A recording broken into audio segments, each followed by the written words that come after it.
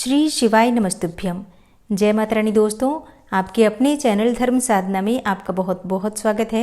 माँ भगवती दुर्गा की कृपा सदैव आप और आपके समस्त परिवार पर बनी रहे। दोस्तों, आज की वीडियो में आप जानेंगे कि वैशाख मास के कृष्ण पक्ष का प्रदोष व्रत कब है, त्रयोदशी तिथि कब प्रारंभ हो रही है, कब समाप्त हो रही है, व्रत आपको कब धारण करना है, प्रदोष व्रत के दिन आपको किस प्रकार से भगवान भोलेनाथ की पूजा आराधना करनी चाहिए, किन मंत्रों का जप करना चाहिए, कौन सा उपाय करना चाहिए, और अगर आप व्रत करते हैं तो व्रत में आपको क्या खाना चाहिए, क्या नहीं खाना चाहिए, और प्रदोष व्रत का पारण कब करना चाहिए। इसके साथ ही प्रदोषकालीन पूजा का शुभ मुहूर्त क्या होगा, संपूर्ण जानकारी प्रदोष व्रत से संबंधित आज की वीडियो में मैं आपसे शेयर करने वाली हूँ। तो वीडियो बहुत महत्वपूर्ण है, पूरा जरूर देख लीजिए। अच्छी लगे वीडियो तो लाइक भी जरूर कीजिए, क्योंकि आपके लाइक्स, आपके कमेंट्स मेरे लिए बहुत महत्वपूर्ण होते हैं, क्योंकि ये एकमात्र जरिया है जिनसे मुझे पता चलता है कि आपको ये वीडियो अच्छी लगती है और आपके लिए ये वीडियो उपयोगी है। तो अगर वीडियो अच्छी लगे तो लाइक तो जरूर ही किया कीजिए। दोस्तों, प्रदोष का व्रत भगवान भोलेनाथ को समर्पित होता है और भगवान शिव की कृपा की प्राप्ति के लिए शास्त्रों में प्रदोष का व्रत अत्यंत ही श्रेष्ठ और सबसे ज्यादा महत्वपूर्ण बताया गया है। प्रदोष का व्रत करने से किसी भी प्रकार की कामना पूर्ण हो जाती है, क्योंकि इस दिन भगवान शिव और माता पार्वती यानी कि शिव और शक्ति की आराधना की जाती है। और भगवान शिव और शक्ति की आराधना करने से किसी भी प्रकार की बाधा हो आपके जीवन की समाप्त होती है। किसी भी प्रकार की आपकी कामना हो, संतान प्राप्ति की कामना हो, धन प्राप्ति की कामना हो, विवाह की मनोकामना हो, या फिर दाम्पत्य जीवन को सुखमय बनाना चाहते हो, जीवन में सफलता पाना चाहते हैं, शिक्षा में सफलता पाना चाहते हैं, करियर में ऊंचाइयों को छूना चाहते हैं, रोग ऋण और शत्रुओं से मुक्ति पाना चाहते हो, या फिर किसी भी प्रकार के ग्रह दोषों से मुक्ति पाना चाहते हो, समस्त प्रकार की बाधाओं से मुक्ति पाने के लिए प्रदोष का व्रत अत्यंत ही श्रेष्ठ माना जाता है। प्रदोष का व्रत करने से सभी प्रकार के दोषों का शमन हो जाता है, सभी प्रकार के पापों का नाश हो जाता है। तो अगर आप प्रदोष का व्रत धारण करते हैं, अत्यंत ही श्रेष्ठ है। मान लीजिए आप व्रत नहीं भी कर पाते हैं, तो भी प्रदोष के दिन भगवान शिव और शक्ति की आराधना प्रदोष काल में यानी कि संध्या काल में जरूर करनी चाहिए। वैशाख मास के कृष्ण पक्ष की त्रयोदशी तिथि प्रारंभ हो रही है 5 मई को यानी कि रविवार के दिन शाम को 5:42 पर, और त्रयोदशी की तिथि समाप्त हो रही है 6 मई को यानी कि सोमवार के दिन दोपहर में 2:41 पर। शास्त्रों के अनुसार प्रदोष व्रत में संध्याकालीन पूजा यानी कि प्रदोषकालीन पूजा अत्यंत आवश्यक होती है।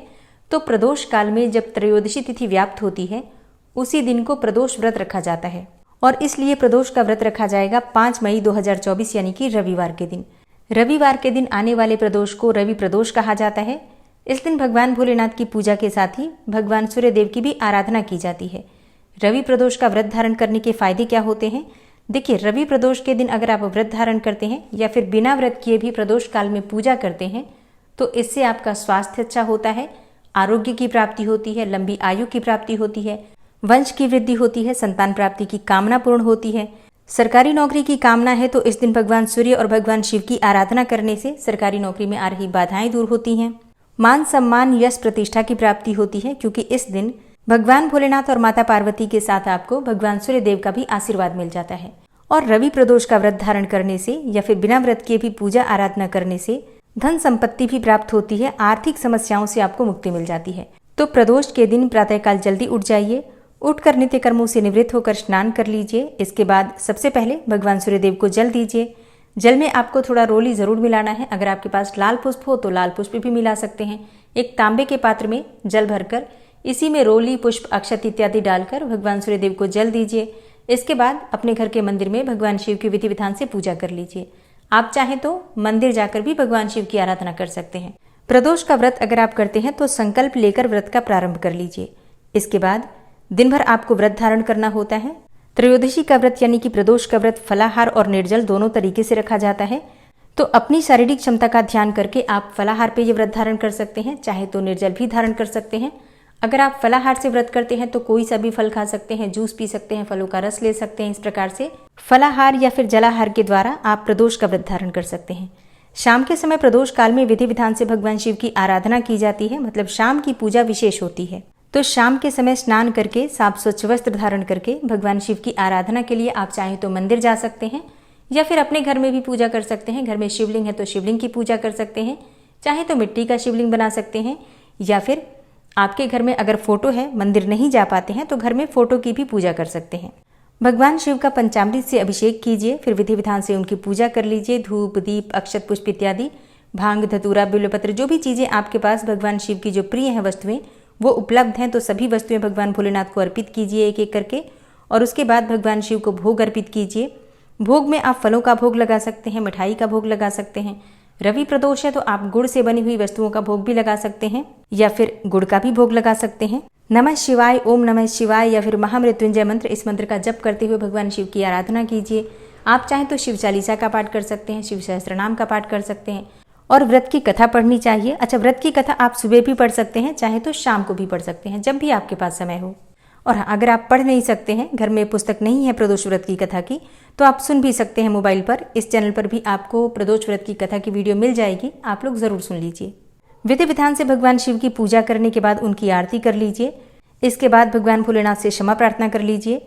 जो भोग आपने भगवान को लगाया है उसे आप प्रसाद स्वरूप घर के सदस्यों में वितरित कर सकते हैं, स्वयं भी ग्रहण कर सकते हैं। अच्छा, अब बात आती है कि हम व्रत कब खोलें। तो देखिए, शिव पुराण के अनुसार शाम के समय यानी कि शाम की पूजा करने के बाद भी फलाहार ही करना चाहिए।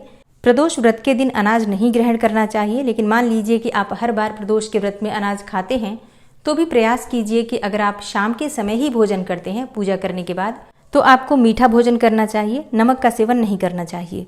तो जिस प्रकार से आप पहली बार व्रत प्रारंभ करते हैं उसी प्रकार से आपको हर बार व्रत करना होता है। व्रत के नियम आपको बार बार नहीं बदलने चाहिए। तो अब बात करते हैं प्रदोषकालीन पूजा के शुभ मुहूर्त के बारे में। प्रदोषकालीन पूजा का शुभ मुहूर्त होगा 5 मई को शाम को 6:30 से रात्रि 8:30 तक। इस समय में आप भगवान भोलेनाथ की विशेष पूजा आराधना कर सकते हैं, मंत्रों का जप कर सकते हैं, कोई उपाय करना चाहें तो उपाय कर सकते हैं। रवि प्रदोष के दिन भगवान भोलेनाथ को अगर आप लाल आंकड़े के पुष्प अर्पित करते हैं, देखिए आंकड़े के पुष्प 2 होते हैं, एक सफेद आंकड़े का पुष्प होता है, एक होता है लाल रंग का आंकड़े का पुष्प, मतलब थोड़ा सा पर्पल कलर होता है उसका, थोड़ा सफेद और थोड़ा लाल होता है।